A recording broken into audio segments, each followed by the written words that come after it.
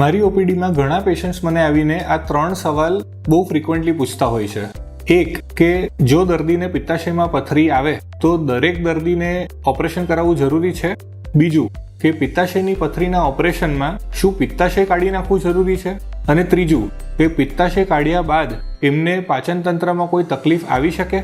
તો ચલો મિત્રો, હું છું ડોક્ટર જીગર જરીવાલા. આપણે આજે આ સવાલોના જવાબ મેળવીએ.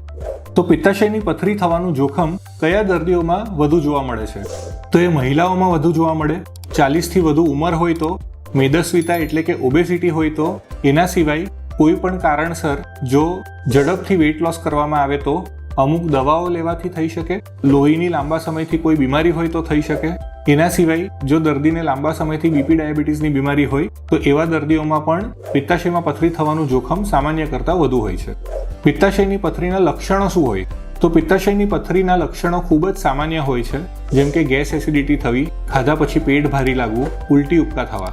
જો આ પથરી પિત્તાશયની નળી અથવા તો પિત્તની નળીમાં જઈને ફસાય તો તાવ આવી શકે, ઇન્ફેક્શન થઈ શકે, કમળો થઈ શકે, પિત્તાશયની થેલી પર સોજો આવી શકે, એમાં પરુ ભરાઈ શકે અને સિવિયર કેસીસમાં પિત્તાશય ફાટી પણ શકે. જો આ પથરી સ્વાદુપિંડની નળી પાસે જઈને ફસાય તો સ્વાદુપિંડનો સોજો, જેને કે આપણે પેન્ક્રિયાટાઇટિસ કહીએ છીએ, એ પણ થઈ શકે અને આ એક ગંભીર બીમારી છે.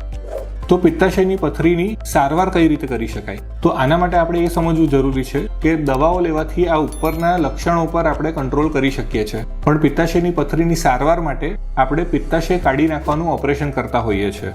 આજની તારીખમાં પિત્તાશયની પથરીનું ઓપરેશન આપણે દૂરબીન પદ્ધતિથી કરીએ છીએ, જે એકદમ રિસ્ક ફ્રી રહે છે, અર્લી રિકવરી આવે છે અને પેશન્ટને આપણે 24 થી 36 કલાકમાં તો રજા પણ આપી દેતા હોઈએ છીએ. તો હવે આપણે એ સમજવું જોઈએ કે દરેક દર્દી જેને કોઈ પણ કારણસર પેટની સોનોગ્રાફી કરાવવામાં આવી હોય અને પિત્તાશયમાં પથરી આવે તો દરેક દર્દીઓને ઓપરેશન કરાવવાની જરૂર છે? તેનો જવાબ છે ના.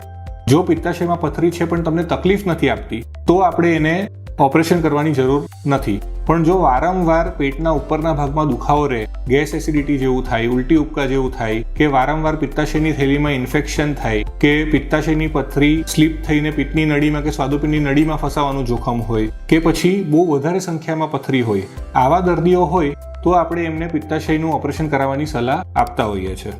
હવે બીજો પ્રશ્ન એ છે કે પિત્તાશયની પથરીના ઓપરેશનમાં શું પિત્તાશય કાઢી નાખવું જરૂરી છે?